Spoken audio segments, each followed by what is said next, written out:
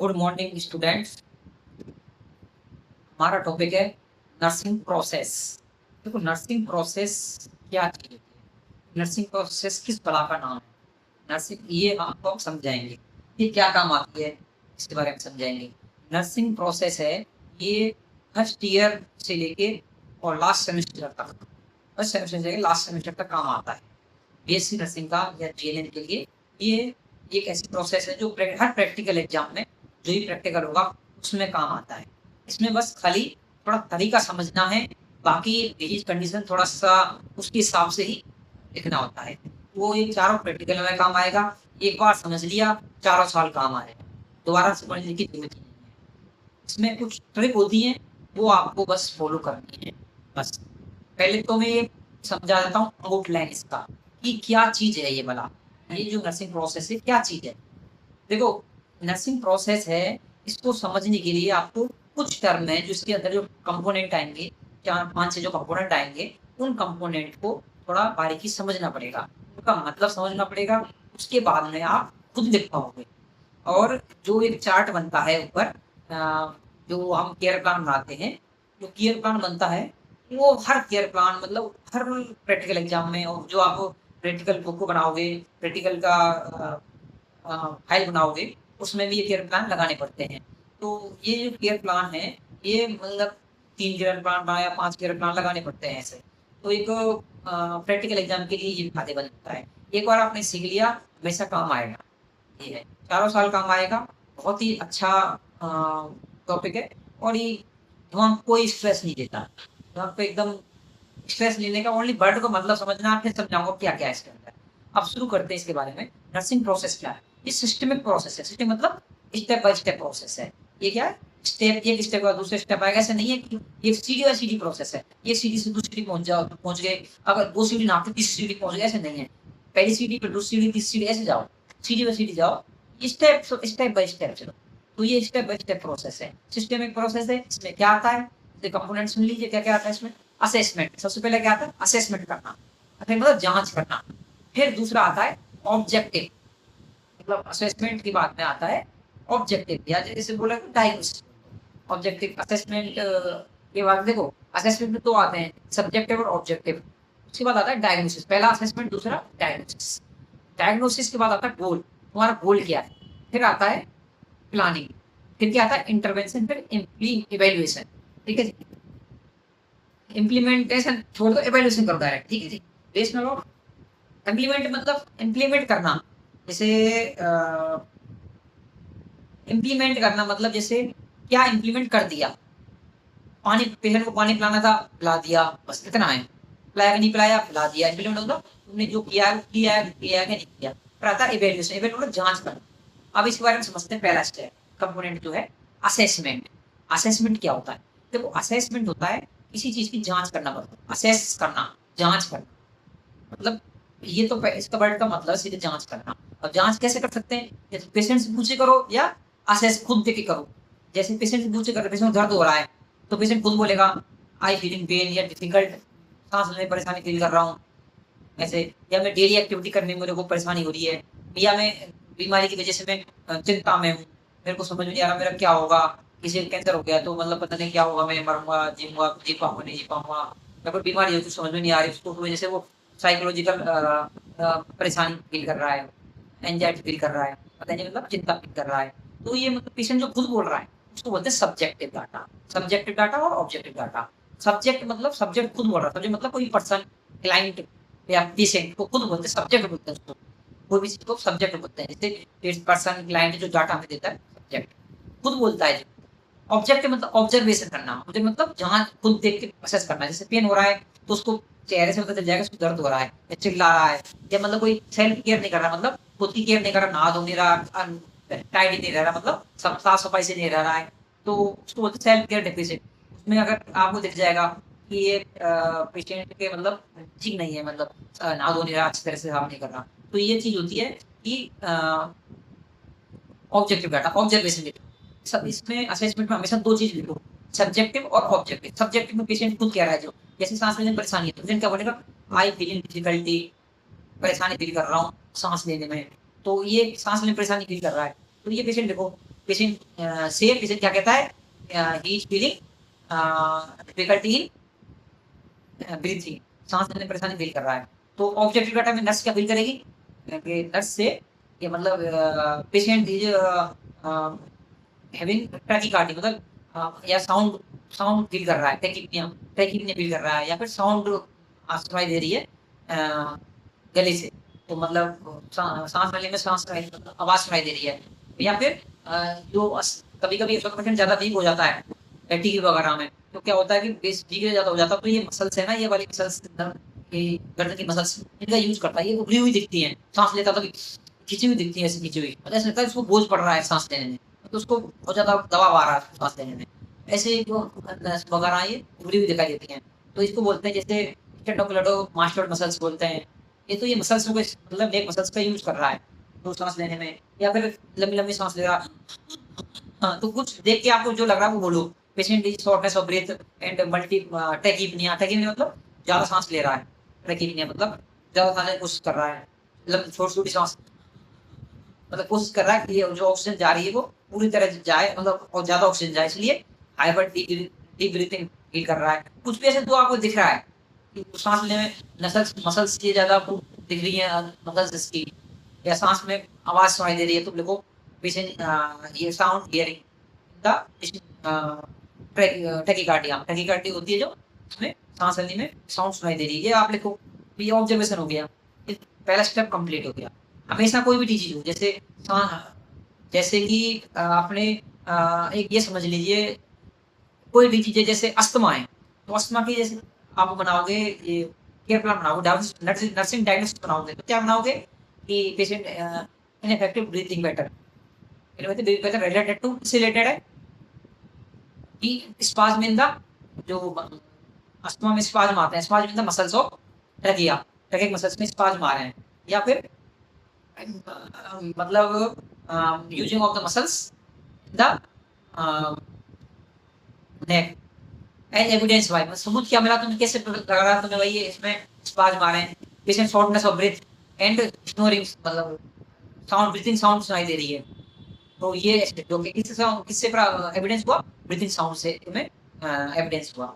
ऐसे करके ये मतलब ऐसे असेस करना होता है, ऐसे केयर प्लान बनाने होते हैं, 3-4 प्लान देखो, 3-4 केयर प्लान बनाने होते हैं, 4 केयर प्लान बनाने होते हैं, 5 लिख दो 3 बना दो, यस होता है। कभी टाइम हो तो 4 भी बना दो, 5 बना दो, कोई दिक्कत नहीं है। तो किसी भी डिजीज के 4 या 5 केयर प्लान बनाने पड़ते हैं। तो जैसे अस्थमा अस्थमा के जैसे अस्थमा के बनाने हैं, तो क्या बनाओगे, या रेस्पिरेटरी कोई डिजीज है उसमें क्या बनाओगे, इनफेक्टिव एयरवे क्लियरेंस। देखो सबसे पहले आता है एबीसीडी, एबीसीडी सॉरी, एबीसी का मतलब मत समझिए, मतलब सबसे पहले आता है प्रायोरिटी वाइज, ये एयरवे, ये फॉर एयरवे, एयरवे पहले एयरवे का बनाइए केयर प्लान। दूसरा बी ब्रीथिंग, उसको बनाइए ब्रीथिंग का, इनफेक्टिव ब्रीथिंग पैटर्न। एयरवे बना रहे हो तो क्या बनाओगे, इनफेक्टिव एयरवे क्लियरेंस, मतलब एयरवे जो क्लियर नहीं है, मतलब म्यूकस जमा हुआ है, या फिर कब कब कब वो मतलब आ रहा पेशेंट को, इसलिए एयरवे क्लियर नहीं है। तीसरे बनाइए सी सर्कुलेशन का, पेशेंट का सर्कुलेशन है मतलब क्लियर नहीं, मतलब बीपी का बना दीजिए, इनफेक्टिव सर्कुलेशन बना दीजिए। तो एससीएबीसी ग्रुप पहले तो प्रायोरिटी वाइज बनाइए, फिर तीसरा बना दीजिए। बहुत सारे केयर बनाने के लिए बहुत सारे देखो हमारे पास, क्या बनाओ देखो, self care deficit, patient anxiety related to the disease condition, ऐसे ये बना दीजिए। और अगला बना दीजिए सेल्फ केयर डेफिसिट बना दिया, और बना दीजिए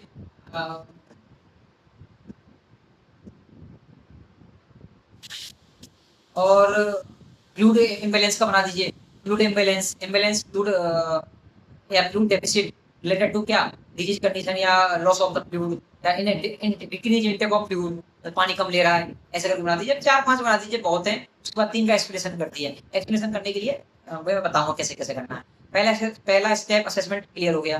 दूसरा नर्सिंग डायग्नोसिस। डायग्नोसिस क्या चीज होता है, कभी आप डॉक्टर के पास गए होंगे तो वो टेस्ट लिखता है, तो डिजीज को फाइंड आउट करने की कोशिश करता है, डिजीज कौन सी है वो फाइंड आउट करने की कोशिश करता है, मतलब डिजीज तुम्हारे क्या है वो देखता है। जो आपने बोला किसी का अस्थमा हो गया, या किसी के डायरिया हो गया, या फिर किसी के मतलब हार्ट में कोई डिजीज हो गई हार्ट की, जैसे एंजाइना पेक्टोरिस हो गया, एंजाइना हो गया, कुछ भी हो गई, कोई डिजीज एमआई डिजीज हो गई है, कोई भी डिजीज हो गई है, डिजीज का नाम देगा बस। वो फर्स्ट ईयर में तो सिंपल सिंपल पूछते हैं, सेकंड ईयर में थोड़ा डिजीज पढ़ लेते हैं, तो आपको खुद समझ में आ जाएगा ये डिजीज है ऐसे है। फर्स्ट ईयर में सिंपल सिंपल से आते हैं, और जैसे भारत ने कहा है तो एयरवे पहले एयरवे का बनाइए, दूसरा ब्रीथिंग का बनाइए, फिर सर्कुलेशन का बनाइए, ऐसे करके।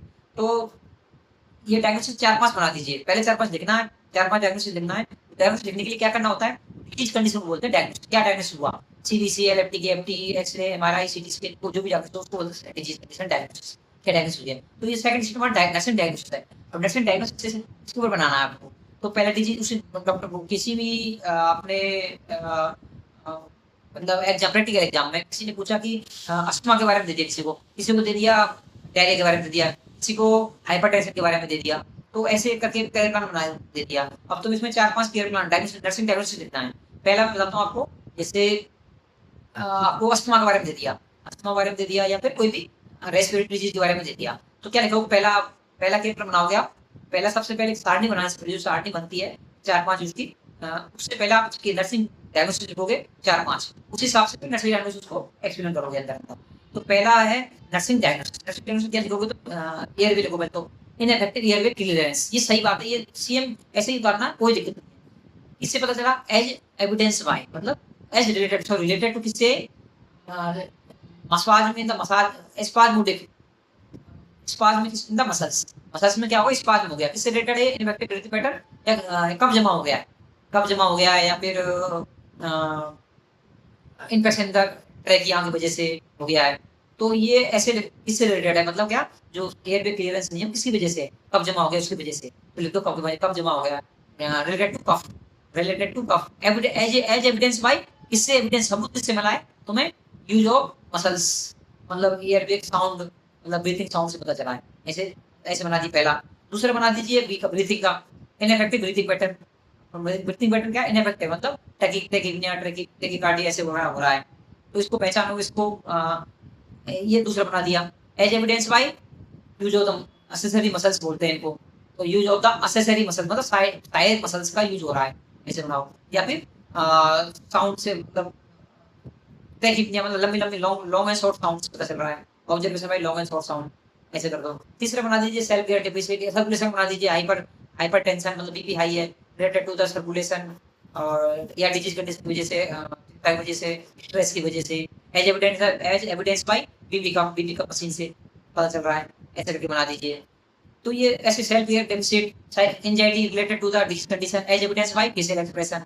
या पेन का बनाना तो pain related to disease condition या टिश्यू डैमेज की वजह से as evidence by facial expression, या वर्बल कह रहा है उसकी वजह से। या फेशियल स्केल आता है एक आजकल, मतलब 1 से 10 तक गिनती होती है, उसमें मॉडरेट सीवियर पेन हो रहा है, कौन सा पेन हो रहा है उसकी वजह से एज एविडेंस बाय। मतलब किस चीज से फाइंड आउट कर रहे हो? तो या फेशियल एक्सप्रेशन से करोगे, या पेशेंट बोल रहा है उससे करोगे, या फिर फेशियल स्केल से करोगे। मतलब ये फेशियल स्केल आता है, पेन स्केल आता है, पेन स्केल उससे कर रहे हो। ऐसे करके साइकोलॉजिकल सपोर्ट देना है, मतलब अब इसमें एंजाइटी हो रही है तो साइकोलॉजिकल सपोर्ट देना है वगैरह वगैरह, डिजीज कंडीशन के बारे में। तो 4-5 बन गए।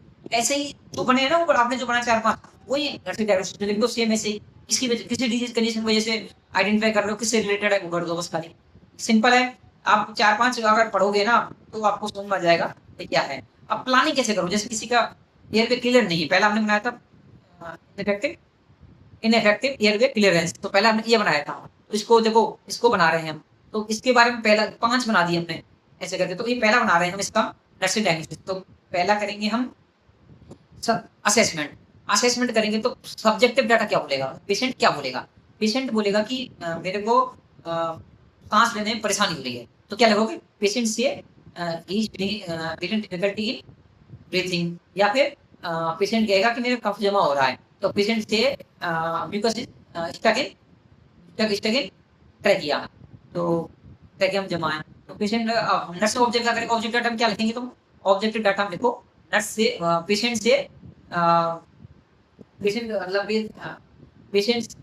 पेशेंट हैविंग डिफिकल्ट कफिंग, या फिर decrease mucus secretion and sound change लिख दो। तो ये लिख दीजिए आप। फिर उसमें बात आता है, दूसरा स्टेप आता है और ये नर्सिंग डायग्नोसिस। नर्सिंग डायग्नोसिस किसको बना रहे हो आप? इनइफेक्टिव ब्रीथिंग पैटर्न का। तो ये जो आपने बनाया था स्टार्टिंग में 4-5 बनाए थे, उनमें से पहला बनाया था आपने इनइफेक्टिव ब्रीथिंग पैटर्न। इसका लिखो ineffective breathing pattern related to, किससे रिलेटेड है? Cough stuck in the trachea, trachea में कफ जम गया इसकी वजह से। एज एविडेंस बाय, किससे पता चला तुम्हें? ट्रैकिमिया या शॉर्टनेस ऑफ ब्रेथ, या फिर साउंड जो ब्रीथिंग साउंड है उससे पता चला है, आपने तो ब्रीथिंग साउंड की वजह से पता चला है। ऐसे करके ये दे दिया। इसको आता है गोल। गोल क्या है? इसको रिलीव करना है, मतलब एयरवे क्लियर करना है। एयरवे क्लियर करना है, हमारा गोल क्या है? टू क्लियर द एयरवे, हमारा गोल ये हो गया। तीसरा पॉइंट, तीसरा स्टेप आता है एयरवे क्लियर, मतलब गोल आता है। चौथा स्टेप आता है हमारा प्लानिंग। प्लानिंग क्या होता है? प्लानिंग करना। अब देखो इसको हमारा गोल क्या है? इसको रिलीव करना जो कब जमा हुआ है। अब इसको कैसे करेंगे? मतलब प्लानिंग क्या करोगे? पहले तो असेस करो सच में है कि नहीं है। Assess the airway clearance level, ठीक है? क्लियरेंस लेवल कितना लेवल इसका?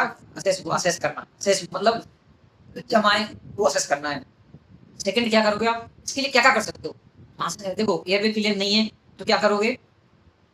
आप दे सकते हो स्टीम इनहालेशन दे सकते हो, टू प्रोवाइड स्टीम इनहालेशन। हमें क्या करना है? हमें स्टीम इनहालेशन प्रोवाइड करना है। करना है मतलब अभी करा नहीं है, प्लानिंग किया हमने। प्लान हम क्या देखो कोई चीज समस्या आ रही है, इसके लिए क्या क्या सोल्यूशन हो सकते हैं? हम सोल्यूशन बनाएंगे 4-5 सोल्यूशन बनाएंगे। पहले ये समस्या देखो कितनी लेवल की समस्या है।